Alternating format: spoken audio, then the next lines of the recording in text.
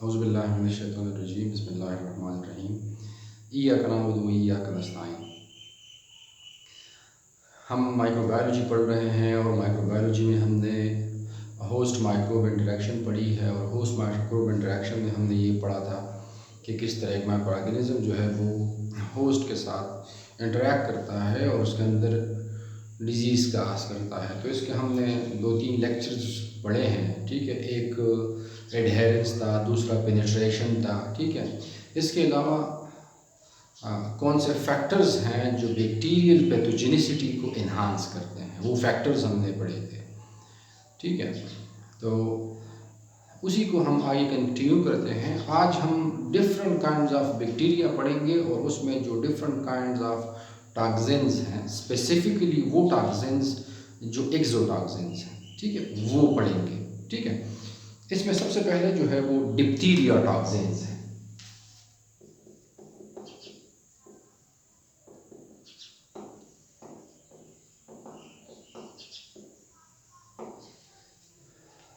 Diphtheria toxins, ठीक है। तो टॉक्सिन जितने भी हैं वो आमतौर पर पॉलीपेप्टाइड्स होते हैं, प्रोटीन से बने एक लॉन्ग चेन्स होते हैं, ठीक है। डिप्थीरिया बैक्टीरिया है और वो टॉक्सिन्स प्रोड्यूस करते हैं। उन टॉक्सिन्स को हमने क्या कहना है? उन टॉक्सिन्स को हमने कहना है डिप्थीरिया टॉक्सिन्स। ये बेसिकली एक्सोटॉक्सिन्स होते हैं, ठीक है। तो अगर हम इन टॉक्सिन्स का स्ट्रक्चर देखें, जो टॉक्सिन्स डिप्थीरिया प्रोड्यूस करते हैं, तो उसके स्ट्रक्चर में आपको ये पॉलीपेप्टाइड है, ठीक है। और इसके स्ट्रक्चर में आपको क्या नजर आएगा? इसके स्ट्रक्चर में आपको 2 ईम्स नजर आएंगे, ठीक है। Like this is a long chain polypeptide. इसका एक पार्ट जो है वो ए कहलाता है और दूसरा पार्ट क्या कहलाता है जी? बी कहलाता है, ठीक है। अब इसके दोनों अपने अपने फंक्शंस हैं, ठीक है। ये जो बी पार्ट है, ठीक है, पॉलीपेप्टाइड का जो बी पार्ट है, इसके टॉक्सिन का ये एडहेरेंस है, ठीक है। एडहेरेंस है मतलब ये है कि ये से फॉर एग्जांपल होस्ट सेल है, होस्ट सेल के साथ ये जो टॉक्सिन है इसका कौन सा पार्ट अटैच होता है जी? ये बी पार्ट अटैच होता है, ठीक है। जो दूसरा पार्ट है वो ए पार्ट है, ठीक है। तो जब एडहेरेंस हो जाती है, ठीक है, तो एडहेरेंस के बाद ये फ्रेगमेंट जो है ये यहाँ पर टूट जाता है, ठीक है। बी पार्ट अलग हो जाता है और ए पार्ट जो है ना वो अलग हो जाता है, ठीक है। जब एडहेरेंस सेल मेम्ब्रेन के साथ हो जाती है, होस्ट के सेल मेम्ब्रेन के साथ ये toxin through b part of the toxin adherence कर लेता है, तो ये जो सेल मेम्ब्रेन है ये अब परमिएबल होगा हर किस्म के मॉलिक्यूल के लिए। तो जब ये यहाँ पर टूट जाएगा तो ये जो ए पार्ट है, ठीक है, ये जो ए पार्ट है ये क्या करेगा? ये अंदर की तरफ मूव करेगा, ठीक है। क्यों मूव करेगा? क्योंकि पहले से सेल मेम्ब्रेन की जो फंक्शनैलिटी है उसको न्यूट्रलाइज किया गया by which part? By the b part. जो बी पॉलीपेप्टाइड चेन है या बी साइट है उसने पहले न्यूट्रलाइज किया, एडहेरेंस की, उसके बाद ये एंजाइमेटिक एक्टिविटी की मदद से टूट गए। ए पार्ट अब क्या हो गया है जी? ए पार्ट अब अंदर चला गया है, ठीक है। अब क्या होगा? अंदर क्या होगा? अंदर होगा ये कि होस्ट सेल अपने लिए क्या बनाता है जी?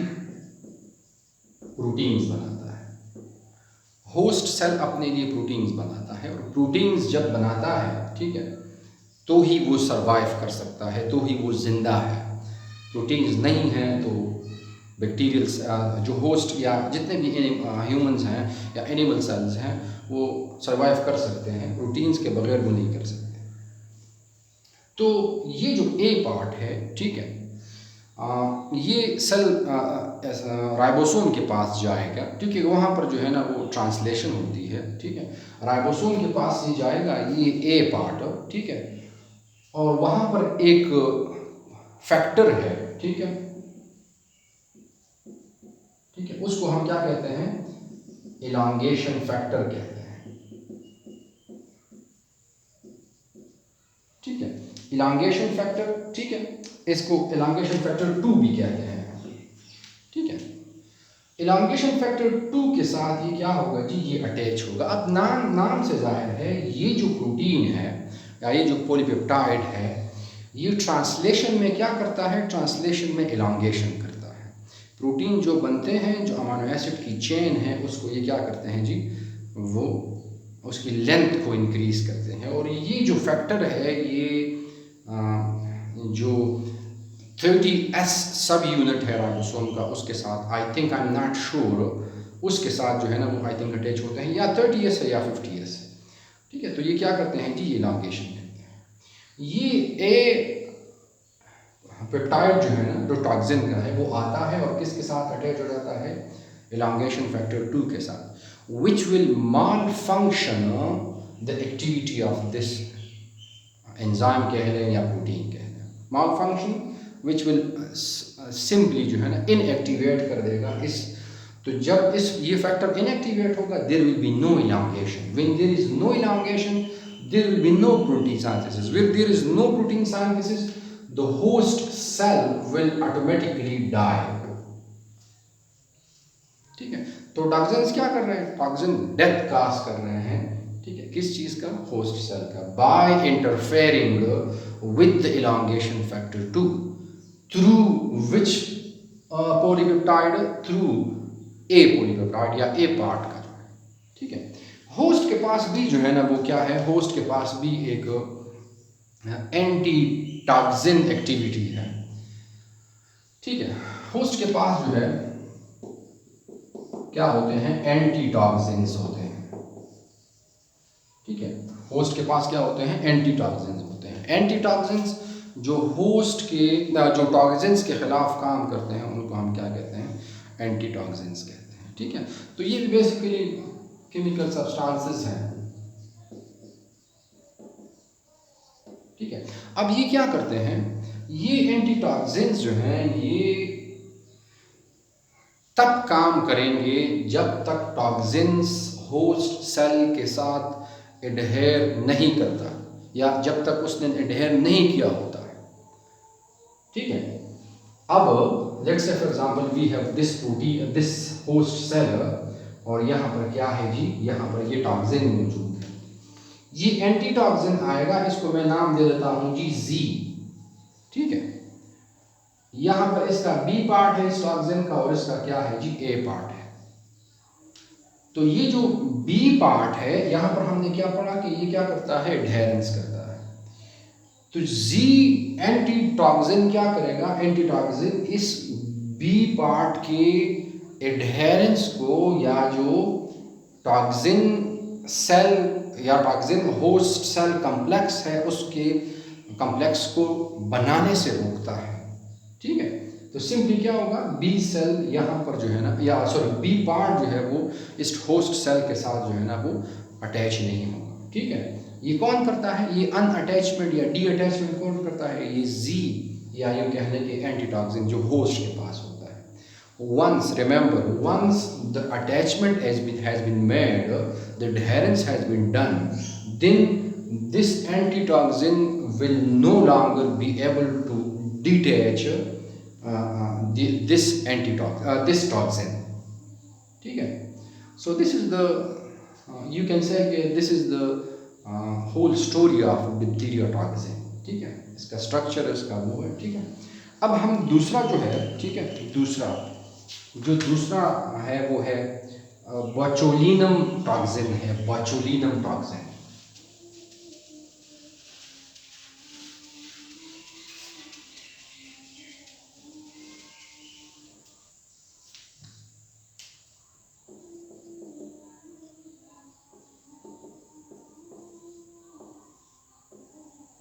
ठीक है, बोचोलिनम टॉक्सिन, ठीक है।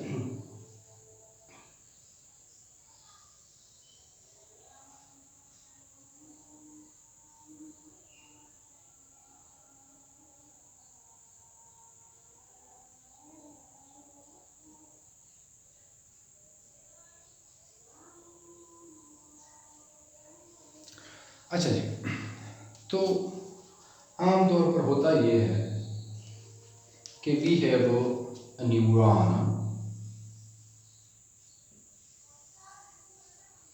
Right, and we have this neuron,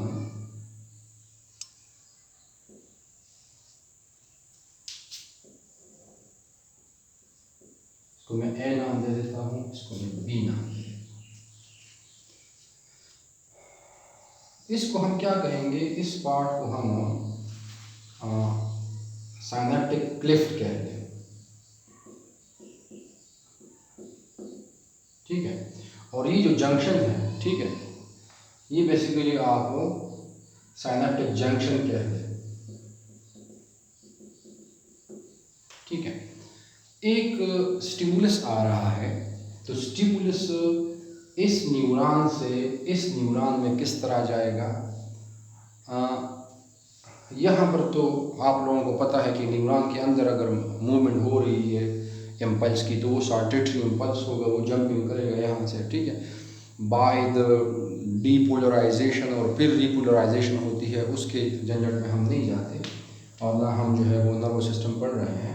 but all I want to let you people know कि दो न्यूरॉन्स आपस में कम्युनिकेट करते हैं बाय न्यूरोट्रांसमीटर्स, ठीक है। उस न्यूरोट्रांसमीटर को हम क्या कहते हैं, एसिटाइल कोलाइन कहते हैं, ठीक है। यहाँ से अगर एक पैगाम इस न्यूरॉन में आता है तो ये न्यूरॉन क्या रिलीज करेगा, ये केमिकल रिलीज करेगा, ये केमिकल फिर इन रिटर्न ये न्यूरॉन रिसीव करेगा, और जब ये न्यूरॉन रिसीव करेगा तो ये रिलीज ऑफ केमिकल क्या है, ये एक मैसेज है, और इसको लेना ये किसका काम है, ये प्री पोस्ट साइनेप्टिक न्यूरॉन है, और ये जो है ना प्री साइनेप्टिक न्यूरॉन है, इसके पास मैसेज है, इसके पास इसने अभी मैसेज लेना है। तो ये जो कम्युनिकेशन है between the two neurons, it is due to the release of acetylcholine. Botulinum toxins क्या करते हैं, बोचुलिनम टॉक्सिन्स इस एसिटाइल कोलाइन को क्या कर लेते हैं जी, इस एसिटाइल कोलाइन को ये ब्लॉक कर लेते हैं, ठीक है। ये न्यूरॉन एसिटाइल कोलाइन रिलीज नहीं करेगा, ठीक है, रिलीज नहीं करेगा। तो जब नहीं करेगा, there will be no messaging between the neurons, ठीक है। तो अगर मैं यहाँ पर एक मसल कंट्रैक्ट करना चाहता हूँ, ठीक है, यहाँ पर मसल की कंट्रैक्शन होगी, नहीं होगी, क्यों नहीं होगी, क्योंकि मैसेज नहीं जा रहा, ठीक है, नर्व सिस्टम को मैसेज नहीं जा रहा, ठीक है। तो क्या होता है, यहाँ पर जो है ना वो non contraction of the muscles होती है, जितने भी नर्व सिस्टम हैं उनसे जो स्टिमुलेशंस हैं या नर्व स्टिमुलेशंस हैं, उनमें क्या आएगा जी, उनमें डिफ़ॉल्ट आएगा, या यूँ कह लें कि मतलब एक माल फंक्शनिंग जो है ना वो आएगी, ठीक है। So this is basically the action of the action of botulinum toxins, ठीक है, इन द नर्वस सिस्टम, ठीक है। इससे डेथ भी काज हो सकती है, ठीक है। रिस्पायरेटरी ट्रैक जो चेस्ट कैविटी है, ठीक है, वो कॉन्स्टेंटली हम कंट्रैक्ट एंड रिलैक्स करते हैं, ठीक है। तो अगर ये इसकी कंट्रैक्शन रिलैक्सेशन नहीं होगी, so ultimately there will be no expanding and relaxing of the chest cavity. जब नहीं होगी तो ऑटोमेटिकली जो है ना वो डेथ काज हो सकती है, ठीक है। टेटनस टॉक्सिन्स हैं,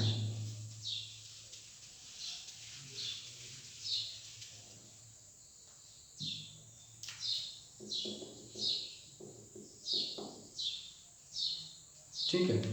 क्लॉस्ट्रीडियम टेटेनाई इसकी एग्जाम्पल है, क्लॉस्ट्रीडियम टेटेनाई, ठीक है, जिसमें ये मसल स्टिफनेस होती है, ठीक है, बोन स्टिफनेस होती है, पूरी बॉडी जो है ना बिल्कुल just like as hard as like this marker, ठीक है, और विद इन 24 आवर्स आपको जो है ना वो डेथ हो सकती है, ठीक है। उसके पास टॉक्सिन्स हैं, उसको हम क्या कहते हैं, टेटनस टॉक्सिन्स कहते हैं, ठीक है। अच्छा जी, ये भी एक इंटरफेयरिंग वाला टॉक्सिन है, ठीक है। आपके पास मसल्स दो सेट में आपके पास मौजूद होते हैं, ठीक है। मसल्स दो सेट में आपके पास मौजूद होते हैं, ठीक है। लाइक अगर हम इस आर्म की ले लें, ठीक है, या इस हैंड की ले लें, तो यहाँ पर आपके पास क्या मौजूद है जी, बाइसेप मसल है, और यहाँ पर क्या है जी, ट्राइसेप मसल है, ठीक है। Bicep muscle and tricep muscle, ये एक दूसरे के अपोजिट काम करते हैं, एंटागोनिस्टिक हैं ये एक दूसरे के। अगर ये कंट्रैक्ट होता है तो ये रिलैक्स होगा, अगर ये रिलैक्स होता है तो ये कंट्रैक्ट होगा, like this. Now I have this muscle contracted and this muscle relaxed. Now if I do this, so this muscle will be contracted and this tricep muscle will be relaxed, ठीक है। तो ये क्या है, ये antagonistic movement है। इसकी जो रेगुलेशन है, रेगुलेशन, ठीक है, किस तरह एक मसल जो है वो रेगुलेट होता है, कब इसने कंट्रैक्ट होना है। और तो अगर हम स्पेसिफिकली बाइसेप और ट्राइसेप की बात करें तो ये मसल रेगुलेट नहीं होगा, बल्कि ये जो ट्राइसेप मसल है ये नर्वस सिस्टम रेगुलेट करता है, ठीक है। ट्राइसेप मसल क्या कौन करता है जी, ये नर्वस सिस्टम रेगुलेट करता है। अगर ये रेगुलेट हो गया तो ऑटोमेटिकली ये भी रेगुलेट होगा, ठीक है। लेकिन इसकी रेगुलेशन नहीं होती, इस ट्राइसेप मसल की रेगुलेशन होती है। पैगाम आ गया, ये अगर कंट्रैक्ट होता है ना, ठीक है, तो automatically it will be relax. Message आ गया, अगर ये रिलैक्स होता है तो automatically this will be contracted, ठीक है। अच्छा जी, तो मैं क्या कह रहा हूं,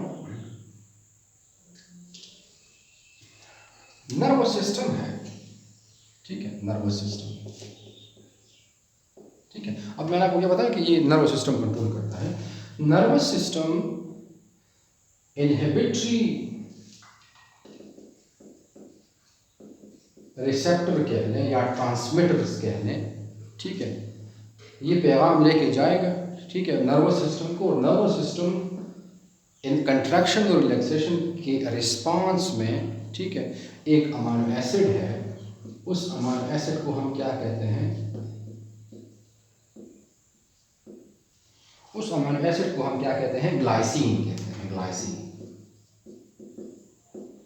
ग्लाइसिन जब रिलैक्स होगा ये मसल इन एक्शन में आएगा, कंट्रैक्ट भी होगा, और जब ये ग्लाइसिन रिलीज नहीं होगा so it will be relax, ठीक है।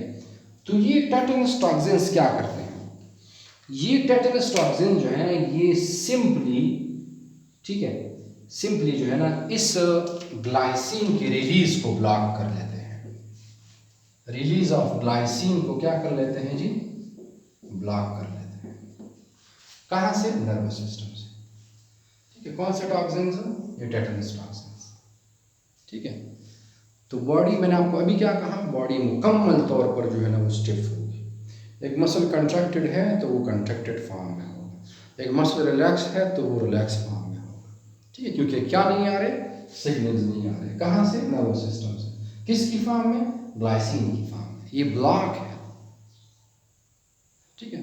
तो अल्टीमेटली मैंने आपको क्या कहा कि विद इन 24 to 48 आवर्स जो है ना उनकी क्या हो सकती है जी, वो डेथ हो सकती है, ठीक है।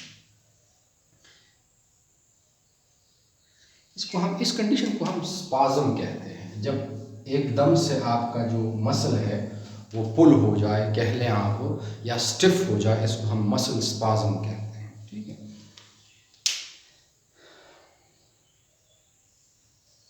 इसके अलावा जो है वो खालरा टॉक्सिन्स हैं, खालरा, बता फिर मुसलमान आप लोगों से नहीं कह रहा, ठीक है। खालरा टॉक्सिन, ये खालरा टॉक्सिन्स बेसिकली क्या है, तो खालरा आपको पता है ये विब्रियो खालरा रिलीज करते हैं ये टॉक्सिन्स, ठीक है, विब्रियो खालरा, और ये इंटेस्टाइनल म्यूकोजा में रिलीज होंगे, ठीक है। खालरा में होता ये है, विब्रियो खालरा क्या करता है, विब्रियो खालरा आपकी बॉडी से जो इम्पोर्टेंट न्यूट्रंस हैं, मिनरल्स हैं, स्पेसिफिकली वाटर लॉस है, वो कॉन्स्टेंटली होता है। बॉडी कॉन्स्टेंटली जो है ना वो डिहाइड्रेट होती है, ठीक है। और आप कह सकते हैं कि 10 to 12 लीटर ऑफ वाटर जो है ना और मिनरल्स ये आपकी बॉडी से हावर्स की फॉर्म में जो है ना वो निकलते हैं। ठीक है, तो होता ये है कि इस टॉक्सिन के भी दो पार्ट्स हैं।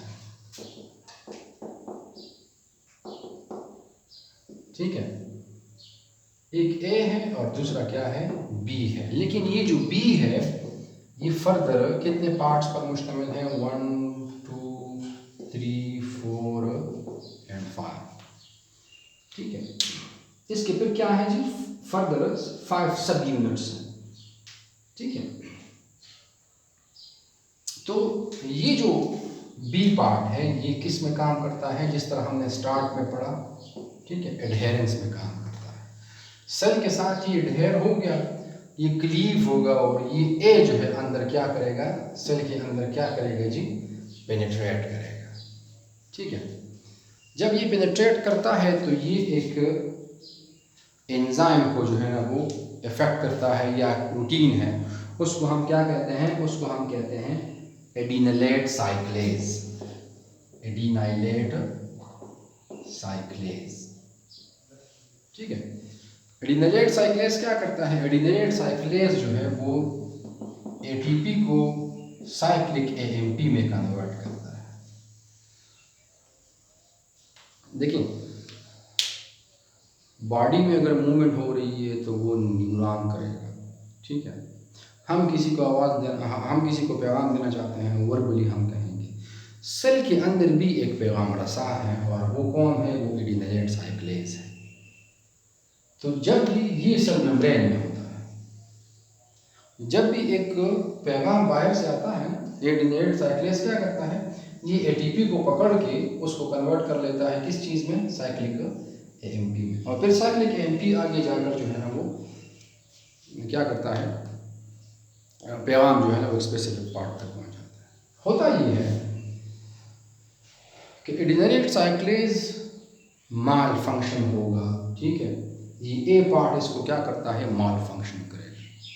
ठीक है, माल फंक्शन से मुराद अपने ऑर्डर में नहीं लेता, तो क्या होगा, कॉन्स्टेंटली एटीपी साइक्लिक एएमपी में कन्वर्ट होगी। जब कॉन्स्टेंटली एटीपी साइक्लिक फॉर्म में ये कन्वर्ट होगी तो सेल से जो आयंस हैं, वाटर है, बाकी फ्लूइड्स हैं और इवन के ब्लड भी जो है वो क्या होता है जी, वो बॉडी से कॉन्स्टेंटली लीक आउट होना शुरू होता है। ठीक है, अब बॉडी से लीक आउट कहाँ से, बॉडी से होगा, लेकिन कौन से सेल्स ये टारगेट करता है, ये मैंने आपको यहाँ पर इंटेस्टाइनल सेल्स का।